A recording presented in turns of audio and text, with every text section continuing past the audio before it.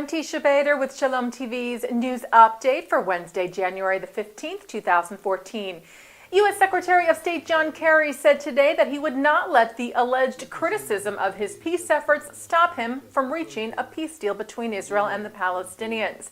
Kerry was referring to comments allegedly made by Israel's Defense Minister Moshe Ya'alon based on a report in Yediot Aharonot, which claimed that Ya'alon made private comments doubting Kerry's peace efforts, calling them messianic and obsessive.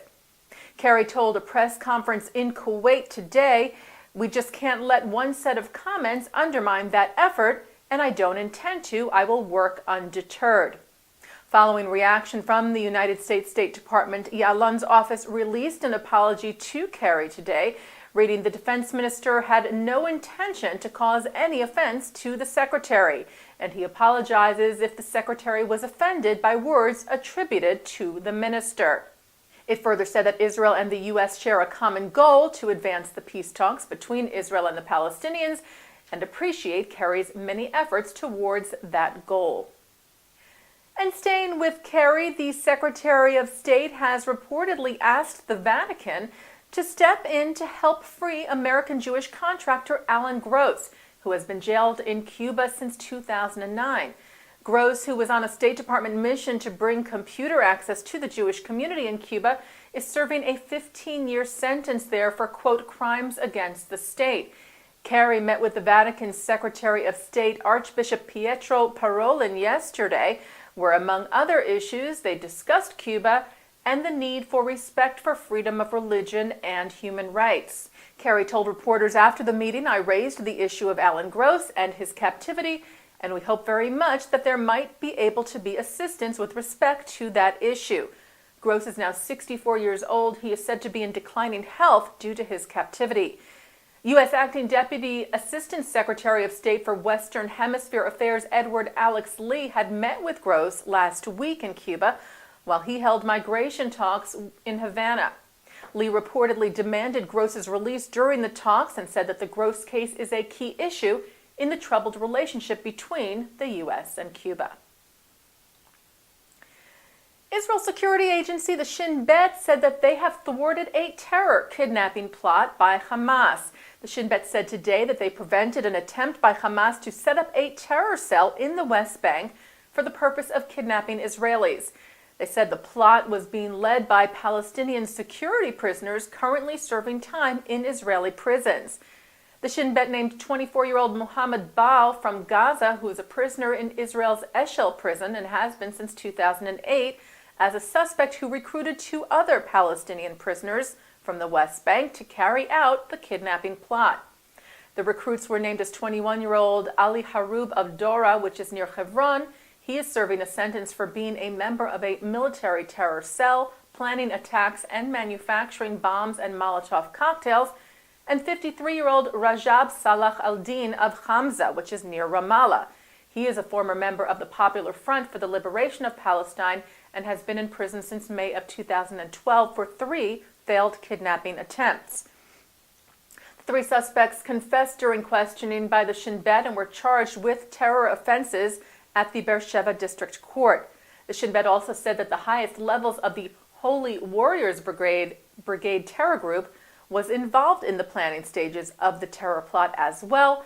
According to the Shin Bet, the Holy Warriors Brigade splintered off from the Fatah al-Aqsa Martyrs Brigades and has adopted extremist Islamic characteristics.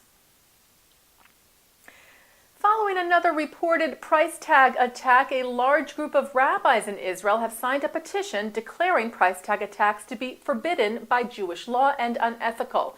The petition, initiated by the National Religious Rabbinical Association Beit Hillel, follows several recent so-called price tag attacks by suspected right-wing extremist Jewish settler activists, including an attack last night where extremists are accused of setting fire to a mosque in the West Bank village of Deir Istia, which is near Kalkilia.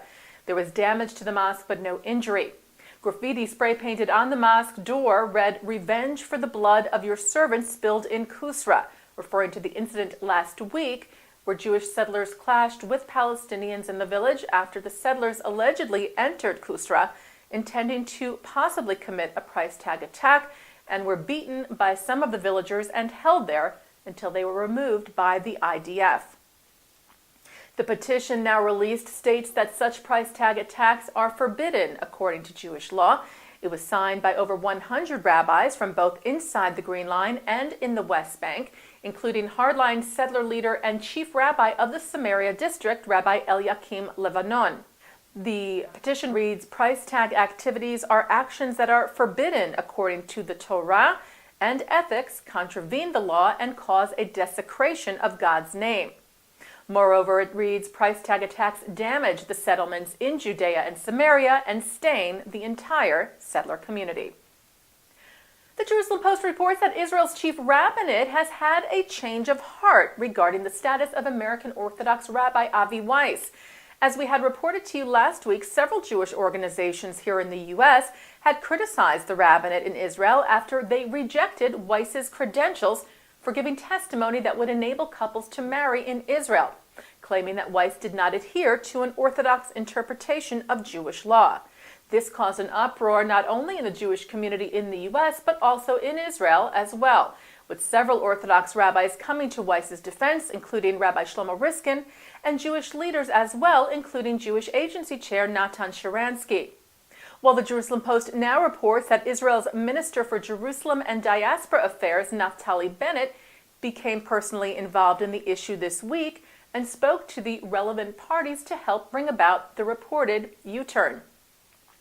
In a letter dated January the 15th to Weiss's lawyer, the legal advisor to the chief rabbinate in Israel wrote that after a meeting in the chief rabbinate and, quote, further clarifications on the matter, it had been agreed that Weiss's testimony on Jewish and personal status would be accepted by the rabbinate. Jewish immigrants to Israel who wish to marry there often need a rabbi from their community abroad to testify that they are, in fact, Jewish before they can marry in Israel. Over the last few months, there have been increasing numbers of Orthodox rabbis from the U.S., Weiss included, whose credentials have been rejected by the rabbinate. The JTA reports that director of the National Jewish Democratic Council has now apologized to the American Jewish Committee after he criticized them for using, quote, strong-arm tactics to get senators to back an Iran sanctions bill and ultimately override President Obama's veto. As we reported to you yesterday, Rabbi Jack Moline had accused both the AJC and AIPAC of the tactics, and in an email to JTA's Washington Bureau Chief Ron Campius, apologized to the AJC today. Moline wrote that he regrets that he made the remarks to JTA before taking the time to speak to AJC leadership, saying, I should have done so, particularly because of the stellar record of nonpartisanship on the part of AJC. The reports I received, he wrote, were uncharacteristic of AJC's long history of remaining neutral in electoral matters, and I am delighted to be reminded that AJC never did and never will suggest that those who dissent from their specific position should be considered hostile to Israel. Moline extended his special regrets to AJC Executive Director David Harris for the implication that his leadership would tolerate such an approach. When asked why there was no apology to AIPAC as well, Moline said that Harris had reached out to him from the AJC to discuss the matter, whereas no one from AIPAC had done the same. And turning to our Shalom TV programming for tonight, Wednesday, January the 15th, coming up at 9, Mark Golub is joined by Amir Shlomian, who discusses his Jewish Arab kindergarten school in Israel, Ein Bustan. That's tonight here on Shalom TV and ShalomTV.com. And that's Shalom TV's news update for Wednesday, January the 15th, 2014. I'm Teisha Bader.